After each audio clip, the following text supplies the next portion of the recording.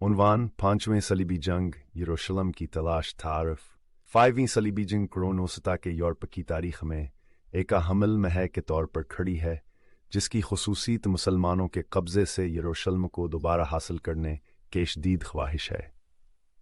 وڈاف home سے توادویت تک پھیلے ہوئے صلیبی جنگ کو مذہبی جوش، سیاسی چال بازی اور فوجی متعاملی کے پیچیدہ تعامل سے نشان زد کیا گیا تھا۔ ابتدائی ناکامیوں اور چیلنجوں کے باوجود 5ویں صلیبی جنگ نے مقدس سرزمین کے جغرافیہ سیاسی منظر نامے پر دیر پا اثر چھوڑا اور مسیحی مسلم تعلقات کے مستقبل کی سمت کو تشکیل دیا۔ ابتدا اور محرکات 5ویں صلیبی جنگ کی جڑیں چوتھی ہی صلیبی جنگ کے نتیجے میں تلاش کی جا سکتی ہیں، جو 2004 میں یروشلم کو آزاد کرنے کے اپنے مطلوبہ مقصد کو حاصل کرنے کے بجائے قسطنطنیہ کی بوری میں ختم ہو گئی۔ بازنطین کی طرف صلیبی جوش کے اس موڑ نے یروشلم کو اب بیال کامل کی حکمرانی میں ایوبی سلطنت کے ہاتھوں میں مضبوطی سے چھوڑ دیا۔ چوتھی صلیبی جنگ کی ناکامیاور یروشلم پر مسلمانوں کے مسلسل کنٹرول نے یورپی عیسائیوں کے لیے چیخ پکار کا کام کیا، جس نے مقدس شہر پر دوبارہ قبضہ کرنے کے لیے ایک نئی مہم شروع کرنے کینی خواہش کو بھڑکا دیا۔ پوپانوسنٹی صلیبی جنگ کے پرجوش حامی نے 5ویں صلیبی جنگ کو منظم کرنے میں مرکزی کردار ادا کیا۔ اس نے جوڈ 230 میں پوکا بیل خوایا مائر جاری کیا، یروشلم پر دوبارہ حداوی کرنے کے لیے ایک نئی صلیبی جنگ کا مطالبہ کیا۔ پوپ کی ہتھیاروں کی کالی یورپی بادش اہوں رئیسوں اور عام لوگوں کے ساتھ گونجتی تھی، جنہوں نے صلیبی جنگ کو روحانی نجات، مادی فائدے اور سیاسی ترقی کے موقع کے طور پر دیکھا، جن میں بادشاہ، شہزادے اور فوجی رہنما شامل تھے۔ صلیبی جنگ کی قیادت افراد کے ایک انتخابی مرکب نے کی، جن میں ہنگری کے بادشاہ اینڈریو، آسٹریا کے ڈیوک لیوپولڈ ویٹی اور یروشلم کے جلاوطن بادشاہ جان آف برائن شامل تھے۔ البانو کے پوپ کے وارث پلجیسک و چرچ کا سرکاری نمائندہ مقرر کیا گیا تھا، جسے صلیبیوں کی کوششوں کو مربوط کرنے کا کام سونپا گیا تھا۔ ایک بینال برازمی وجی مہم کو منظم کرنے کے لاجسٹک چیلنجز بہت زیادہ تھے، جن کے لیے مردوں، رسداو اور مالیات کے محتاط ہم آہنگی کی ضرورت تھی۔ ان چیلنجوں کے باوجود صلیبیوں نے یورپ بھر سے سپاہیوں اور رضاکاروں کو اپنے طرف کھینچتے ہوئے ایک بڑی طاقت کو جمع کرنے میں کامیاب کیا۔ پوپلیاس تو کیشکتاور فوجی احکامات جیسے نائٹس ٹیمپلر اور ہاسپٹلرز نے صلیبی فوج کو تقویت دینے کے لیے اضافی افرادی کتاور وسائل فراہم کیے تھے۔ فوجی مہمات 5ویں صلیبی جنگ کا آغاز فوجی مہمات کے سلسلے میں ہوا، جس کا مقصد مقدس سرزمین میں مسلمانوں کے دفاع کو کمزور کرنا اور یروشلم پر کامیاب حملے کے راہ ہموار کرنا تھا۔ صلیبی جنگ کے ابتدائی مرحلے میں بحیر ہرومہ کے ساحل کے ساتھ ہماسٹریٹ جک مضبوط قلعوں کی فدی کی گئی، تاہم صلیبیوں نے جلد ہی اپنے آپ کو دمیٹا کے ایک طویل محاصرے میں الجھا ہوا پایا، جسے الکامل کے بھتیجے المازم کی سربراہی میں ایوبی افواج کی جانب سے پر عزم مزاحمت کا سامنا تھا۔ اپنی ادبی برتری کے باوجود صلیبیوں نے اپنی رفتار کو برقرار رکھنے کے لیے جدوجہد کی، جو کہ ہر صد کی دشواریوں، اندرونی اختلافات اور بیماری کے آغاز کی وجہ سے رکاوٹ تھی۔ ڈپلومیسیا اور گفتگو شنید فوجی تعطل کے درمیان تنازع کے پرامن حل کے لیے سفارتی کوششیں کی گئیں۔ لوڈوولیو میں پوپانوسنٹ آتھری کے بانے والے پوپانوریس تھرڈ نے مصر کے سلطان الکامل کے ساتھ بات چیت کے لیے الچیروانہ کیے۔ یہ کوششیں ڈاورج 9 میں فرانسس آف اسیسی اور الکامل کے درمیان تاریخی ملاقات پر اختتام پذیر ہوئیں، جہاں ولی نے جنگ کے درمیان مناور مفاہمت کی تبلیغ کی۔ ان سفارتی تبادلوں سے پیدا ہونے والی خیر سگالی کے باوجود مذاکرات بالآخر دیر پاجنگ بندی پیدا کرنے میں ناکام رہے۔ دونوں فریق اپنے موقف پر ڈٹے رہے، اپنے علاقائی دعووں پر سمجھوتے کرنے کو تیار نہیں۔ صلیبی اپنے مذہبی جوشاور الہائمشن کے احساس سے مستعد ہو کر سفارتی ناکامیوں کی پرواہ کیے بغیر یروشلم کی طرف آگے بڑھنے کے لیے پرعزم رہے۔ وراثتاور ایتھر 5ویں صلیبی جنگ بالآخر ایک تعطل میں ختم ہوئی۔ صلیبیوں کو این دیزہ میں ایک تباہ انقلاب کے بعد ڈیمٹا سے پیچھے ہٹنا پڑا، جس نے ان کے کیمپ کو تباہ کر دیا۔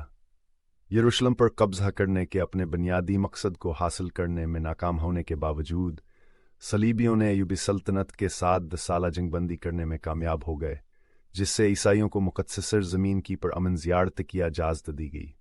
अगरचे 5वीं सलीबी जंग के नतीजे में कोई फ़ैसला फौजी फ़तह नहीं हुई, तहमास ने मशरक़-वस्ता के सियासी, मजहबी और सकाफ़ती मंजरनामे पर देर पा असर छोड़ा।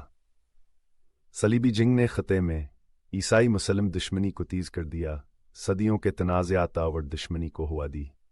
इसने मशरक़ी बहर हर्ब में बाज़नतीनी ताकत के ख़ात्मे में भयंकर दार अदा किया, जिससे सल्तनत आसमानी है कि हतमियारोज की राह हमवार हुई। नतीजा 5वीं सलीबी जंग कुरान वस्ता की तारीख़ का एक ज़बरदस्त बाब बनी हुई है, जो ईसाई और इस्लाम के दरमियान तहज़ीबों के पायदार तसादम की अलामत है।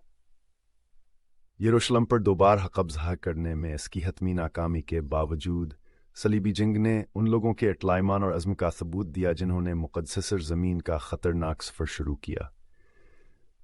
मजहबी जनूनियत के ख़तरात और बीनाल मज़ाहब ताल्लुकात की पेचीदगियों क्या यका हतियाती कहानी के तौर पर अस्की विरासत तजदीद दुनिया में गूंजती रहती है। अनवान छठी सलीबी जंग, डिप्लोमेसी और खुदाई मदाखलत तारफ़। छठी सलीबी जंगों की तारीख़ के एक मुनफरद बाब की नुमाइंदगी करती है, जिसकी खुसूसियत रवायती फ़ौजी महमात से अलग गया और सफारतकारिया और मुज़ाकरात पर ज़्यादा ज़ोर दिया जाता है।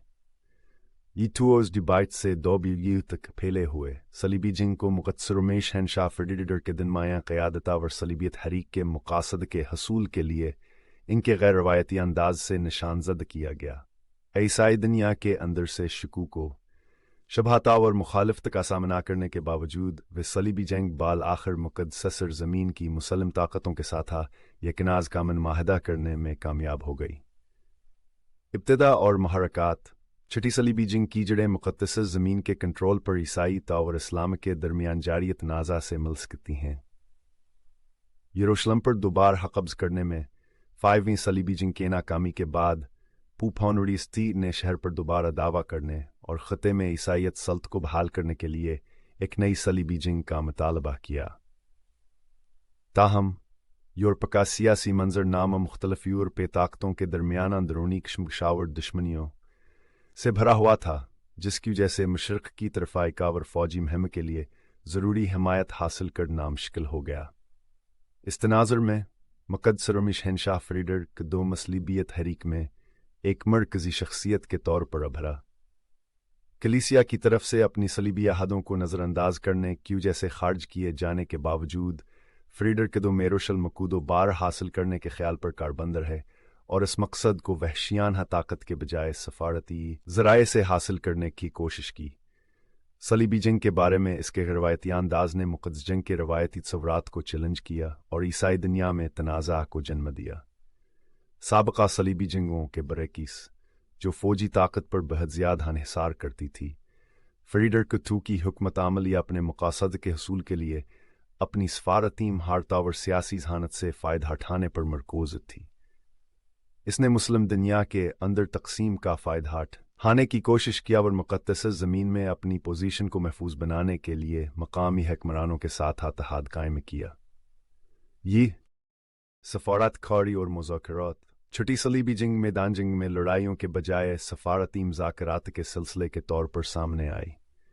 मुक़द्दस ज़मीन पर पहुंचने के बाद फ्रेडरिक ने यूबिद सुल्तान अल कामिल के साथ बातचीत का आगाज़ किया, तनाज़ा के पुरअमन हल तक पहुंचने की कोशिश की। दोनों तरफ से इब्तदाई इश्क़ कोशबहात के बावजूद फ्रेडरिक की तुजा जहानत और सफारती चालाकी ने आहिस्ता का मुल्क का एतमाद जीत लिया, जिससे एक तारीख़ी अमन माहदे के राह हमवार हुई। सितंबर 2009 में महीनों के शदीद गफ्तू शनीद के बाद फ्रेडरिक मावर अल कामिल ने जाफा के माहदे पर दस्तखत किए, जिसके तहत ईसाइयों को यरूशलेम के कलीदी मुक़द्दस मकामात बशमूल चर्च ऑफ होली सेपल्चर पर खूनरेज़ की ज़रूरत नहीं थी। इस माहदे ने ईसाई और मुसलिम ताकतों के दरमियान 10 साला जंगबंदी भी कायम की, जिससे पाकसर ज़मीन में दोनों बरादरियों के पुरअमन बकाए बाहमीक या जस्तदी मेराथा वराथर। छठी सलीबी जंग मुख्तलिफ अक़ायद और सक़ाफ़तों के दरमियान तनाज़ात को हल करने में सफारतकारिया और मकालमे की ताकत का सबूत है। فریڈر کے دو مکی مقدس سرزمین کے مسلم حکمرانوں کے ساتھ پرمنتصفیہ کے لیے بات چیت کرنے کی صلاحیت نے صدیوں کے مذہبی جھگڑوں سے ٹوٹے ہوئے خطے میں تعاون اور بقائے باہمی کی صلاحیت کو ظاہر کیا، جبکہ معاہد حجفہ کا ہمسفارتی کامیابی کی نمائندگی کرتا تھا۔ اس کے طویل مدتی اثرات مشرق وسطیٰ کے غیر مستحکم سیاسی صورتحال کے باعث محدود تھے۔ اس معاہدے کے ذریعے قائم کی گئی جنگ قلیل مدتی ہوگی، کیونکہ اس کے بعد کی دہائیوں میں عیسائیوں اور مسلمانوں کے درمیان نئی دشمنیاں پھوٹ پڑیں گی، جس کے نتیجے میں تھاؤس فورسٹر میں مملوک سلطنت کے ہاتھوں یروشلم کا حتمی نقصان ہوا۔